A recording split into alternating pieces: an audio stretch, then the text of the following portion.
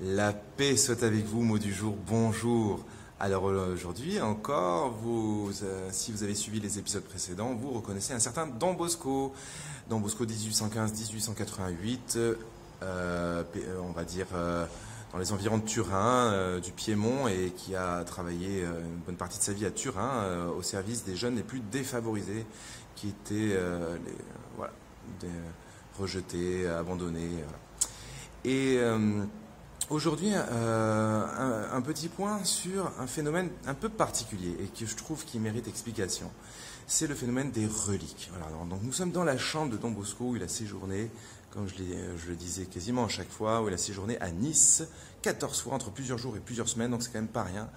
Je suis carrément dans sa chambre, voilà. Et donc avec, voilà, par exemple cette chaise qu'il a utilisée. Voilà, c'est un petit musée voilà, bon, elle n'était pas comme ça, hein, mais en gros, c'est là qu'il a séjourné. Bon, le siège, voilà, il a fait son temps.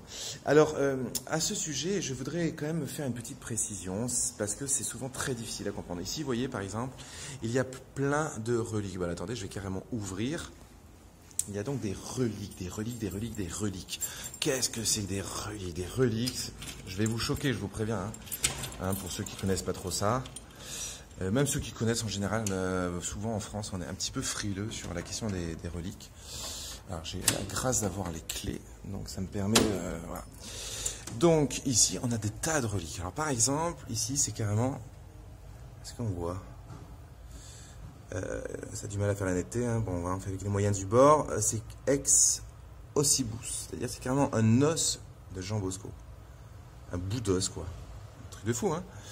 Là, par exemple, là, c'est les cheveux Don Bosco. On les voit pas, ils sont dans l'enveloppe. Là, il y a aussi, là, il y a des cheveux. On voit pas très bien. En fait, là, ici, là, au niveau du bout de mon pouce, c'est des cheveux. Voilà. Bon, après, il y a plein d'objets. Par exemple, il y a évidemment les lettres qu'il a écrites lui-même. Vous voyez, on voit la signature Jean Bosco. Il écrivait pas en entier Giovanni, Bosco ou Gianni, on l'appelait Gianni quand il était petit en tout cas.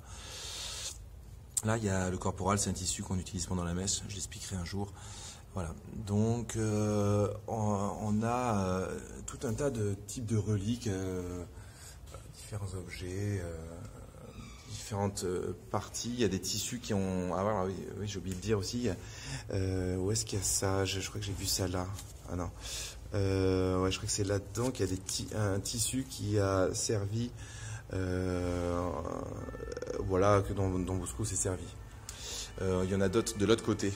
Bon, je continue mon tissu. Ah, mais il me faut la clé. Il y a... excusez-moi. Donc, alors, pourquoi on conserve ces reliques? Voilà la vraie question. Parce que franchement, on peut se dire c'est un peu abusé, quoi. Ça va, faut pas délirer non plus, quoi. C'est qu'un homme, hein. Ok, c'est un saint homme. Et ça, c'est un peu notre raisonnement de rationaliste, hein. Vous savez que c'est pas parce qu'on est rationaliste qu'on est intelligent, hein. Je sais pas si on vous a déjà expliqué. Ah, mais ça a du mal à faire la netteté.